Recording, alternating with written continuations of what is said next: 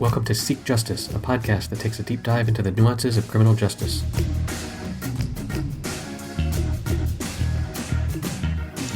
Good morning, Dennis. Good morning, Eric. How are you? So you told me that today you'd like to do a brand new thing that has never been done in the history of this entire podcast. You know, here we are on episode 5. And we would like to talk about something that was discussed on another podcast, and maybe you can tell me later why. But it's on the Econ Talk podcast, which is at econtalk.org, and we're going to be discussing what Jennifer Doliak said on their January 21, 2019 episode called Jennifer Doliak on Crime. And you told me that you had listened to this or read the transcript and had some thoughts upon it. And so anyway, they have very graciously given us the permission to use clips of their podcast so that there's no way that I'm, misquoting Dr. Doliak. So anyway, let's start with you explaining why you wanted to take this on in the first place. Well, Professor Doliak is listened to because she's quite bright and quite schooled on all of this stuff. And so not only have I heard her podcast, but places where I'm working for Louisiana, for example, have heard it. And at least one stakeholder who I'm involved with who runs a foundation was interested not only in what she was saying about how these efforts often fail, and it raised concerns for him as to whether or not what we're doing here is designed that same way so that it could fail. And I found in her writing and in her talking that we were, in fact, addressing these issues. And so I wanted to not only hear what she had to say, but also be able to respond to it in some, fashion. That's interesting. That as a policy creator, you obviously are up against people hearing people talk about how sometimes policies fail, and you need to be able to defend yourself against that sort of skepticism. So this should be interesting. So should we jump right into the particular part of their episode? Yeah. And there will be links to this particular episode and to econ.org in our show notes. So if you're interested in learning more, please go there, as well as to Jennifer Doliak's website. I think the challenge is that we know that well-meaning policies have and programs have backfire all the time, right? Like there are unintended consequences all the time. So there's actually, a great example of this in the reentry space is a real emphasis recently on holistic or wraparound services. So the idea is that people coming out of prison have just a tremendous number of needs. They have higher rates of substance abuse, mental illness, low education, no work history, on and on and on, nowhere to live. Need a full court press.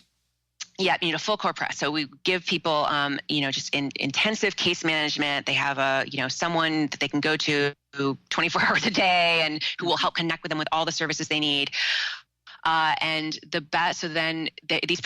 types of programs are typically so highly praised in communities across the country. They're fairly, this is probably the most common type of intervention. And then it turns out when you actually do a randomized control trial of them, they don't have any benefits.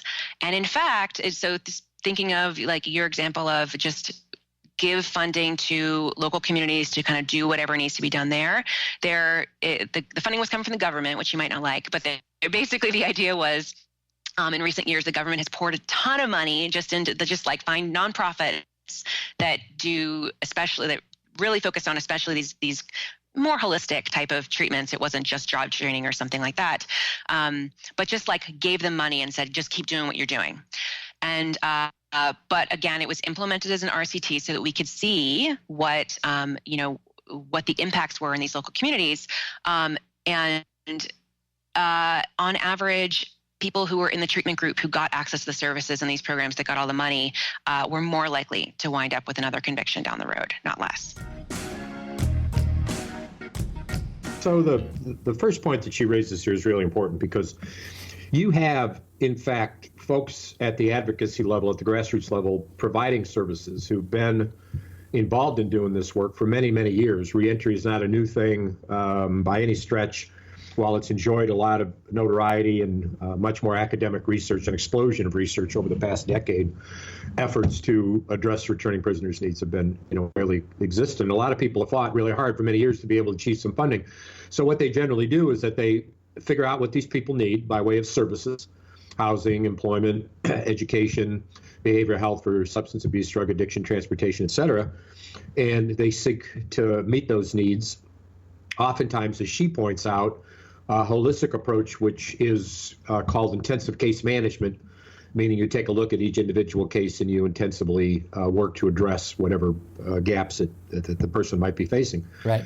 That oftentimes entails brokering services rather than providing them. So you do an assessment, you interview, you discover what the person needs, and you say, okay, well, if you need housing, you can go here, here, or here. Here's 3 places to refer to. If you need pre-employment services or training services, a couple programs you can go to, et cetera. And a lot of times case management is making those connections for the person, but not providing the services directly. And so what you end up doing is that you're drawing down fairly scarce service money to do this case work, but at the end of the day, you're not actually spending any of that money for the services that the person needs. Another good example, and even more stark on this point, is that when we're doing criminogenic risk and need assessment of individuals who are returning from prison, we can tell you what degree of criminal thinking they possess, antisocial behavior, desire to hang with antisocial peers, et cetera. Those are the things that you really have to respond to, and many times case management doesn't do that at all. So how can you tell what degree of antisocial behavior, and are there well-established metrics for those, or? Yeah. Okay. In the risk need assessment instruments that are developed or on the shelf for sale now, they do a series of questions relative to the way that you think and the way that you make decisions. One instrument asks about 130 different questions to be able to get at some of this stuff. Then they will produce for you a score on how you compare to other people who answered those questions the same way or different ways.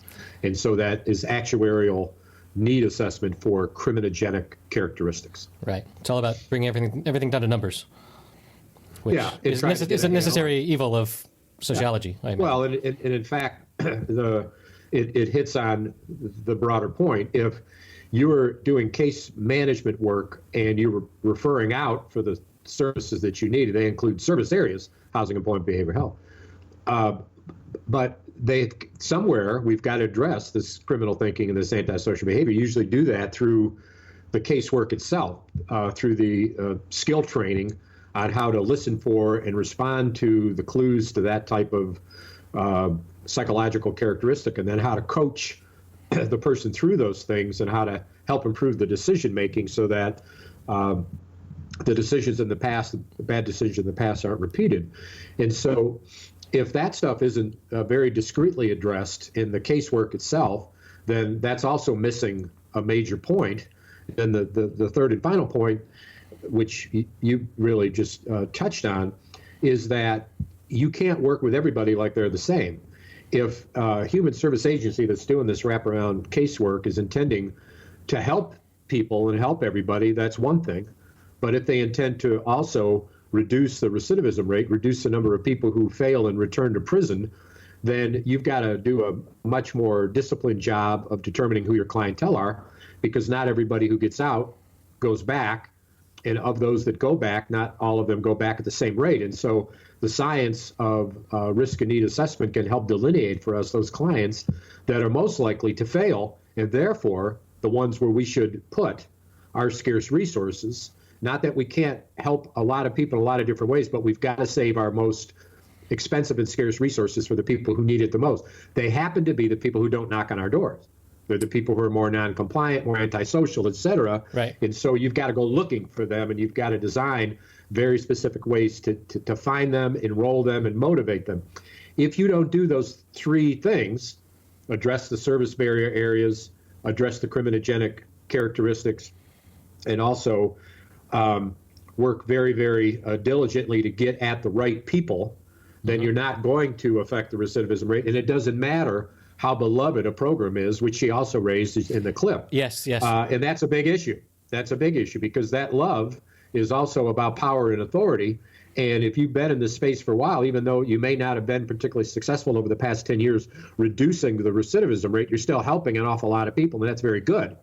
So this stuff is kind of tangled up, right? Yeah. She very clearly said that some people have their pet programs that they go and don't even want to hear the results about, because that could potentially, they don't even want to know the science behind whether or not the program is working or not, which is a real problem.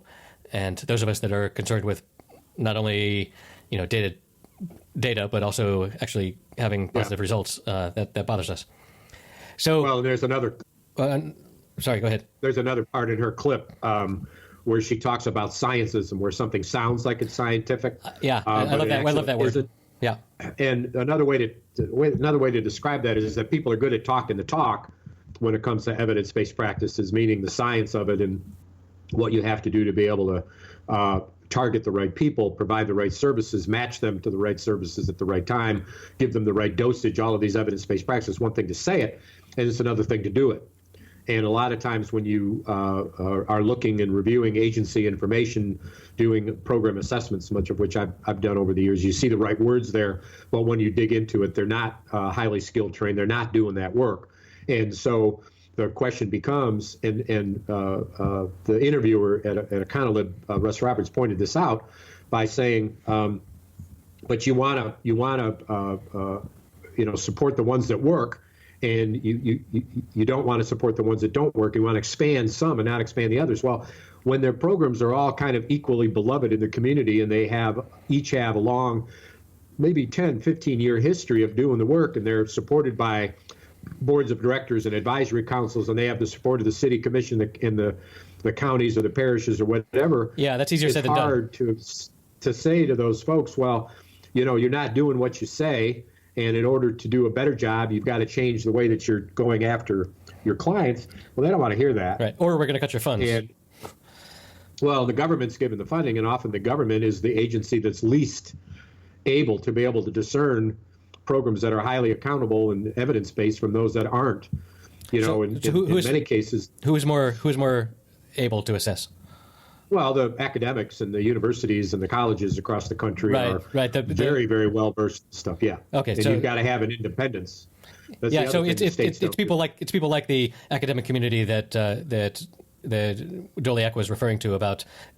She mentioned one time that she's very pleased now that so many of the academic papers are like 30 pages of paper and 100 pages of citations, where they've gone and shown exactly all the different ways that they've looked at all the different ways that this can be done. So, the academics are, I imagine there's many areas of public policy where academia has a lot of information, but converting it into actual legislation is complicated. Or turning it into more practical application. I mean, I'm not a fan of rushing to legislation to get stuff done, because so much can be done through executive authority that already exists through parole boards and executive agencies. Yeah, I'm sorry, I said legislation when I meant budgeting. Well, and that's very, very critical. One of the things that needs to be a focal point, though, is that this practical application of academic findings is a real difficult area that needs a whole lot of attention. There's been, in fact, not surprisingly, academic research on the lack of practical application of academic research. Nice. And there's been some work done by a researcher named Inkster, who wrote papers about a better connection with academic at the practical level, because it's one thing to be able to say, well, this program isn't targeting people properly and they're not matching clients properly with the highest risk, et cetera. It's another thing to say, so this is what we need to do about it over time, and here's the assistance that you need to be able to be more skilled at the training that you're providing to get the skills to the people that need them. Right. Career development, oversight, guidance, data collection, monitoring, et cetera. It's a big, big piece of this, which when states are doing the funding, Louisiana, for example, just received some additional state funding through a Pew Charitable Trust effort called Justice Reinvestment, and they've got access to several $1 million. Well, they're not spending much of that money at all on evaluation of performance or on data systems and monitoring. They're expecting the grantees to kind of each do that on their own, as far as we can tell. And this is an area that will end up being a real suffering point later when they're not able to show in some standardized way proof that the concepts really work, particularly since they're only working with several hundred people out of several thousand. So you've got to be very thoughtful and know what the end game is and what you want to be able to show after 2 years, 3 years, 4 years, or whatever. And you've got to set out going about doing that, and simply looking at programs that might be beloved and very well supported without having a layer of process and impact evaluation over the top of them is misguided. And that's exactly what Jennifer Doliak, I think, is talking about. I've written her to see what she has to say about some of these things, but it's very important points that she's making, and some that are very, very broadly not understood. So in general, you agree with most of what she said. You just wanted to talk a little bit more about the details of why she's correct. And to amplify. She did it really, yes. Do you have any objections to anything that she said, or did? No, not really. I don't. Okay. She didn't explain the reasoning behind it. She didn't intend to, but that's part of what I had said to her. I think that you're right. Right. That these things do occur, and this is why I think that they happen.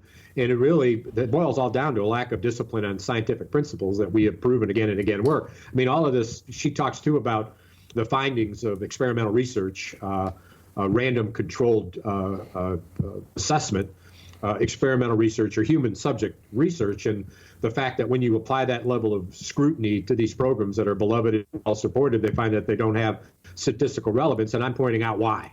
Right. That is because they're not scientifically designed to get a good scientific outcome. Therefore, they're not planful. So why would they come up with an output that you recognize? And my point here as well is that we're trying to address these things in the model that we espouse and that we train on. That does, in fact, put a very, very high premium on targeting the right people and matching them to services is one of the major underpinnings of what we're doing. Nice. I especially liked her. This would never have occurred to me because I'm not an academic researcher on these things, but I do appreciate a good, well-done scientific experiment. And she mentioned one way that because again, as we've discussed in past episodes, it's not really humane to play with people's lives and do what in my industry, in the web tech industry, there's something called A/B testing, where you divide up half of the people that come to your website, and half of them you show them one version of the website, and half of them you show the other version. And then you track how many more sales or whatever you're wanting to accomplish came from each version. So that's basically, the scientific method of dividing people up into different randomly assigned groups and seeing if your methodology makes an effect. And we've discussed before that you don't want to be the person receiving the placebo in the clinical drug trial.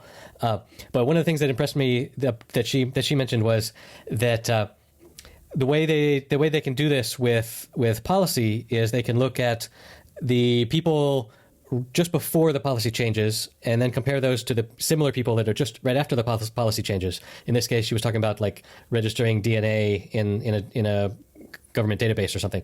And I very much appreciated that idea of how can we, because that's going to happen anyway. If you're going to implement a policy, you're going to have a time where some people don't get it and other people do get it. And if you don't spread that over years, but if you look at just the months before and the months after, that's a pretty clever way of assessing whether or not this policy makes a difference. Yeah, well, and there's two different types of research. And the first is control and treatment groups, where in real time you're testing out your theory that the ones that get do better, the ones that don't get do worse. The other is a match sample, where you take a look at the people you're working with, their characteristics, and you match them with a group of people that look similarly from years ago. That match sample approach is what I often almost always recommend because the human experiment is so costly, and you really should only use the human experiment when you are totally satisfied with your design. But if you're comparing with years ago, like part of the thing that I liked about the right when the policy goes into effect was that it's more or less in the same time period. But how can you compare 2019 with 1999?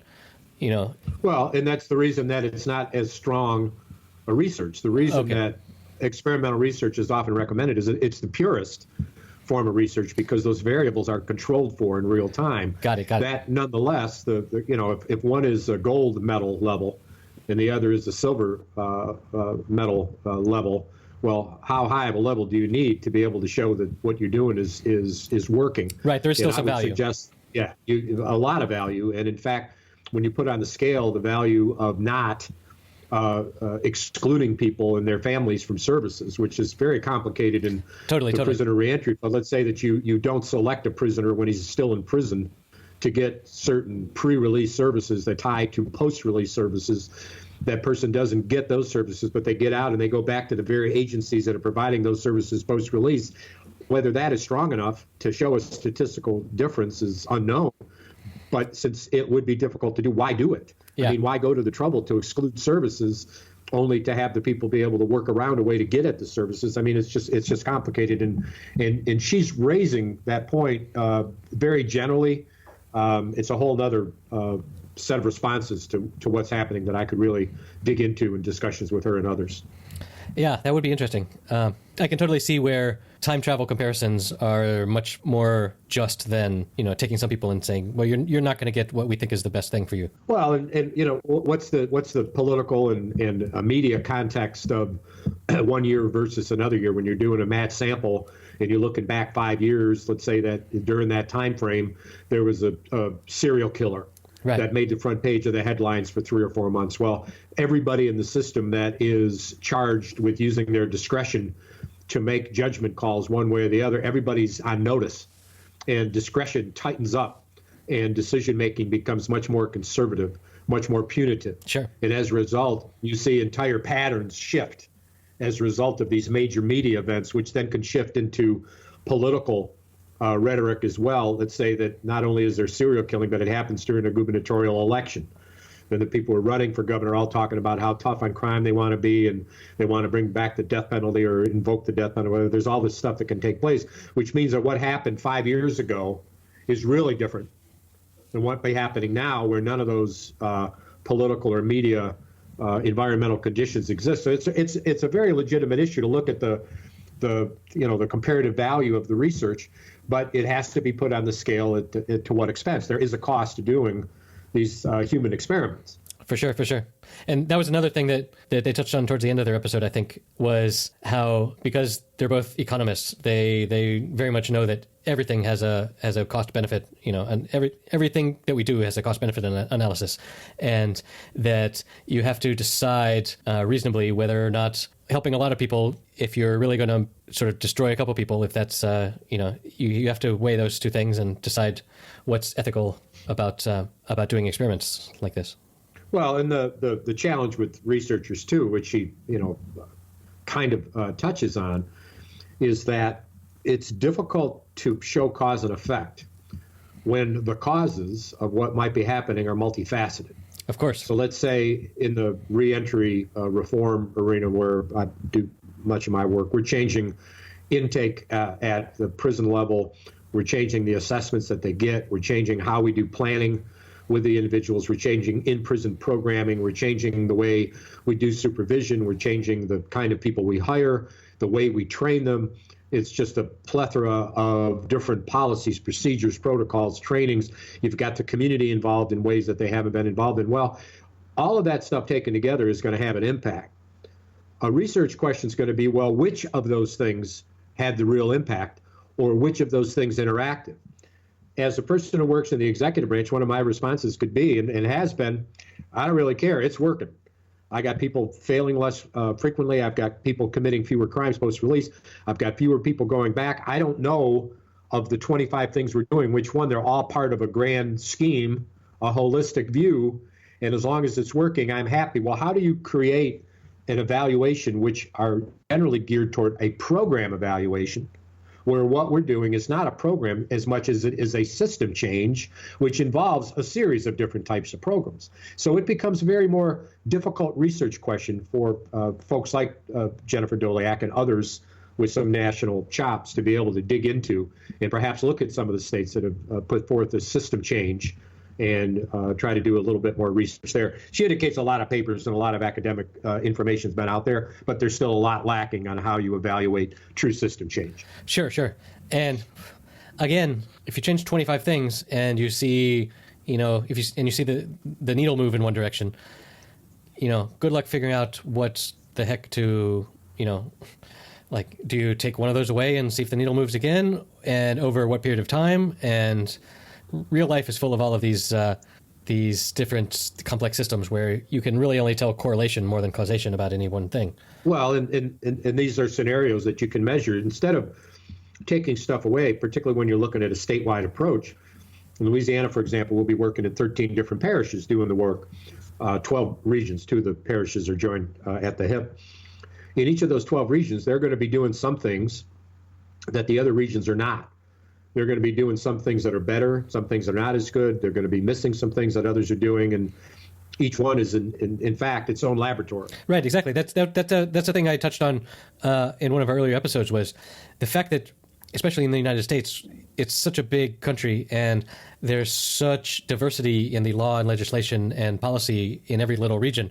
It seems like, again, with enough researcher hours, we could look at all of what's been implemented and how it's been implemented and figure out what works and what doesn't. But again, that's a question of just, maybe this is a thing that, computers and machine learning and stuff can help us with in the future.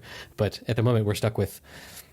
Well, and with your example, it's tougher when you're looking at stuff that's very, very different and very, very diverse, maybe different states, different parts of the country. Another thing altogether, to look within one state that has adopted a model, which means that there's some consistency of expectation about what you're going to do via policy, procedure, protocols, what type of risk assessment you're using, what type of community assessments you're using, et cetera. If you've got a fairly standardized approach across the board, then you can look at the variations in implementation across jurisdictions and talk about how one jurisdiction is getting different outcomes. Could be better outcomes, could be worse outcomes. Could be better outcomes on a certain type of offender, let's say a sex offender as opposed to a property offender. There's ways to cut the research into finer and finer points to try to determine how things are happening with a across the board and relatively grand experiment where you've got different opportunities to look at different ways that things are being implemented using the same type of general approaches. It's really a researcher's dream in a lot of respects, but research costs money. And when you're struggling, as all states are, to not only get the money available to do the work we're talking about here, which requires better staff training, a lot of dedication to career development, probably at some point having to look at how much money people are getting paid to do the work so you attract better people. Right. One of the evidence-based practices that research shows makes a big difference. You got to be able to hire educated and trained people. They cost more money. Yep. And it's one thing to raise money to do that, but then once you raise this money, you say, well, at the end of the day, we're doing a better job with the way we're doing the work, but we still don't have enough services out there, so we don't have enough housing. I mean, oh my God, look at housing in Orleans Parish in New Orleans and through this region of Louisiana where there's very, very little housing for people who've not committed any felony crimes, let alone those who have. The same thing is true with jobs. So we're looking at millions and millions and millions of dollars. We're looking at grand statewide funding needs. Well, if you're struggling to find the money to do that stuff, how much more money do you need to find to be able to do good process and impact evaluations on top of it, particularly when universities that you're involved with are charging some ungodly administrative fees that are in the 50% level. So you're only getting about 50 cents or less on a dollar for the type of operational stuff that you want to buy, and the rest is going into the support of the university in general. Tell me more about this housing situation. Like, it would not have occurred to me as an outsider that housing was a big problem in, I don't know, this in criminal justice or what felony offenders have trouble with. Is there a big barrier to? It's a pandemic problem across the country. I mean, really? The first question to understand, the answer to understand is that, what is the degree of housing availability in a jurisdiction for people at different income levels? Right, sure. And what you're going to find is that at the higher income levels, of course, there's plenty of housing, moderate income, moderate level, and then low income, very difficult. And when you are in urban centers that have a particularly difficult challenge in having enough housing that's affordable and sustainable for people in lower economic situations, that's the area where we're looking at that are likely to address impact the needs of people that are justice involved, because they are going to be on that lower end of the economic spectrum. And then add to the economics of their situation the fact that they are a convicted felon, and many housing opportunities restrict housing against people who have had a felony conviction. Mm-hmm.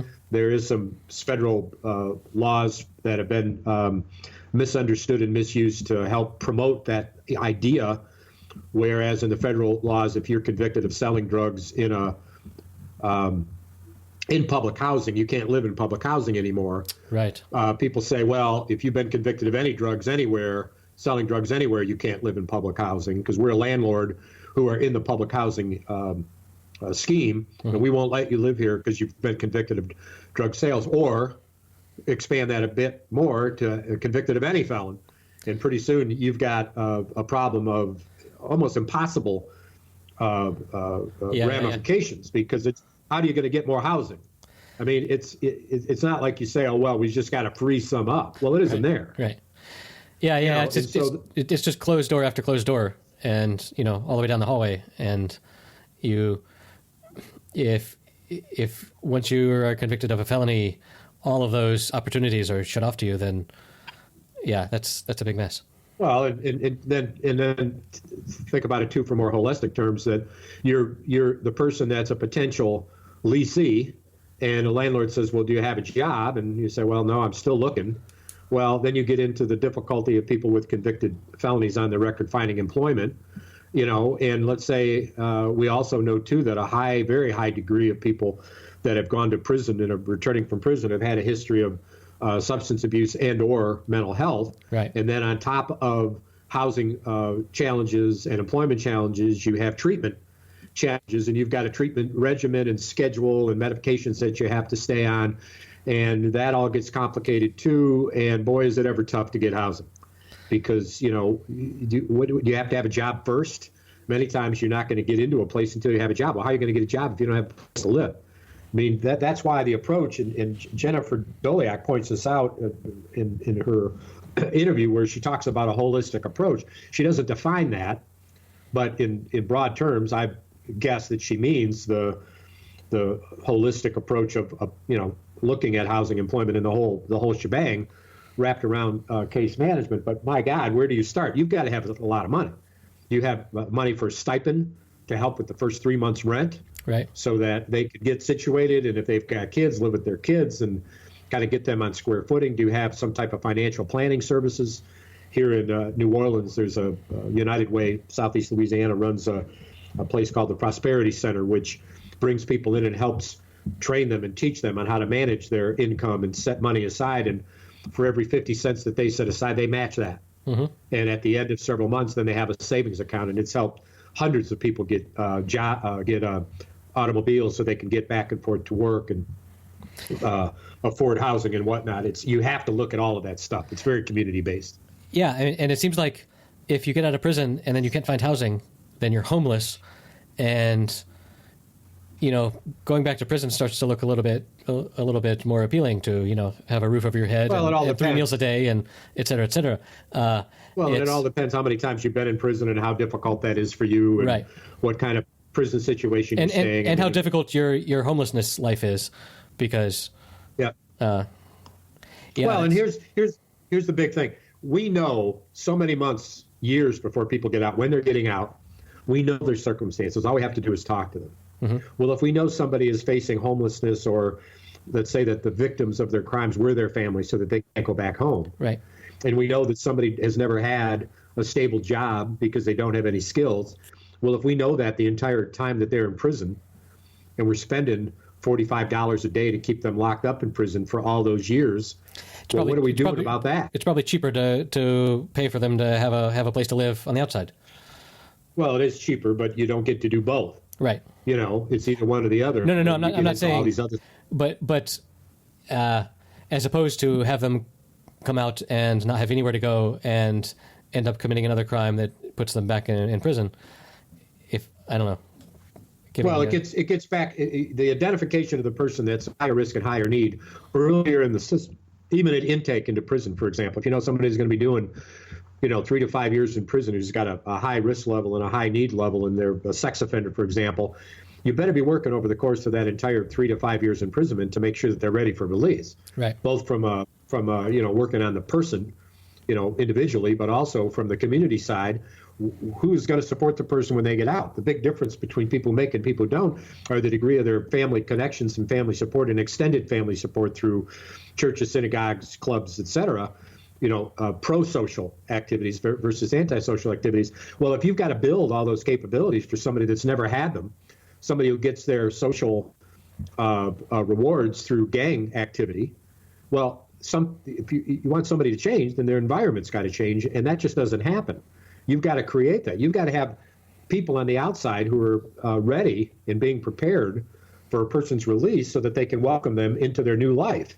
Yeah. And that new life has to be both what they do during the day and what they do in the evening. It's got to be a very social, highly socialized menu of activities that you do from beginning of the day to the end of the day, so that you're not going to veer back toward criminal thinking and antisocial behavior and antisocial peers. And so it takes an awful lot of work from departments of correction to be able to want to change. And there's one of the things that we can talk about in a future episode perhaps is what is this theory of organizational change that departments of correction really need to go through. Mm-hmm. If you have a governor or a head of a corrections department that's interested in making a big change, well, that's great. And oftentimes that leadership can get them into the first couple of years of that, but it won't be sustained. That change won't be sustained unless you change the infrastructure of the organization, the policies, procedures, the organizational structures, et cetera. So we can talk about that because that would be perhaps of some interest. Yeah, and another thing that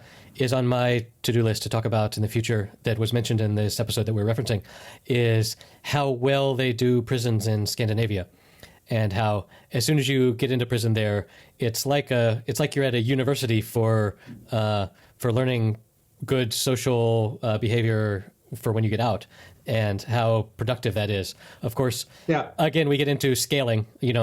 One problem that a lot of liberals like to point at the Scandinavian countries and say, well, look how beautiful this works there. But a lot of those policies don't really scale up to such a diverse, enormous nation as the United States. Well, that's exactly right. But there are a lot of policies that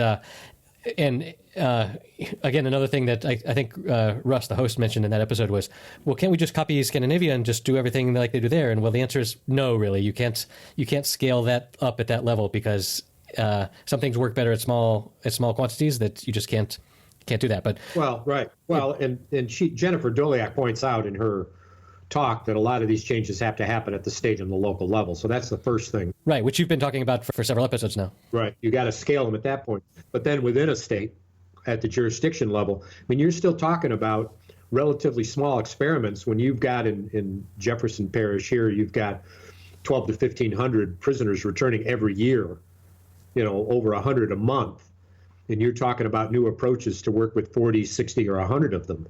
You're still working at a comparatively low level. These questions about taking up to scale apply even at the very local level. You can get a program that works. How to get that program to work for a broader number of people throughout a jurisdiction like a parish or a county? And then how do you get that to work at a regional level? Then how do you get that to work across urban centers? Then how do you get that work at a state level? Then how do you take that up to scale at the state level? These are things that some states have experimented with, and we've got some good research. Michigan, for example, was one. And we can look at what they've done, but then how long do they last after that major top charismatic or political leadership changes? They don't last. Why don't they last? Because you don't significantly alter the organizational structure. So it gets back to that point that I think we could spend some time on. Yeah, so you can't just tweak one bit at the very tip and expect. You need to restructure the organization so that whatever the change you want at the leaves of the tree flows naturally from the structure. You can't just tweak little. You can't go around tweaking every single leaf. You need to get the whole tree involved. And you've got to understand the resource allocation for permanent change is substantial. While the savings are substantial, and you have to invest in order to save, it's not unlike that same situation where you say to an investor, I need your money now. Now, you won't make any money for the first 3 to 5 years because it's an investment. Right. So what you really have to do is you have to spend a lot more to be able to save some up the road, and then your recovery rate, your return on the investment, right? Well, when all of that ROI, that return on the investment, when all of that is dependent on a state bureaucracy, like a Department of Corrections that's not particularly well known to be good planners and strategic thinkers, right, you're putting an awful lot of marbles in a basket that might be very difficult to show over time. And so this is some extraordinarily difficult work, regardless of how much we know about how to do it right. And we know a lot. Right. But actually making it happen at the practical level over a trajectory of time that flows over time during new administrations at the governor level, right? New presidential administrations. How do you do this over time with some degree of consistency, particularly around consistent funding, right? Well, we're spending billions of dollars on doing it in ways that aren't effective. We're not going to save that money right away, so we've got to spend even more than that until we get to the savings. And then there's no guarantee that we'll apply what we learned well enough on a statewide approach to save the big dollars, and so investors are naturally wary, questioning. Yeah, wary. That's right. Yeah, a visualization just popped into my head of trying to build a sandcastle on a beach where every so often the tide comes up and washes it all away, and that's exactly right. And then you have to go back and rebuild, and eventually you can maybe get something built, but what a nightmare. Right. Yeah. Right. All right, I gotta go. All right, man. We will end it there. So. All right, ciao, baby.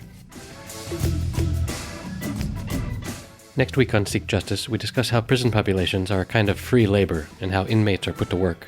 One guy expressed to me that this work he was doing was the most important thing he'd ever done in his life. And I said, well, that's a big deal. I mean, why is that? He says, it's the first time I've ever done anything for anybody. Thank you for listening. If you like what you've just heard, you can support us by telling a friend or sharing us on social media. All of our episodes can be found on our website, seekjustice.fm. If you'd like to get in touch with us, we can be reached at seekjusticefm@gmail.com or via our Twitter account @seekjusticefm. See you next week.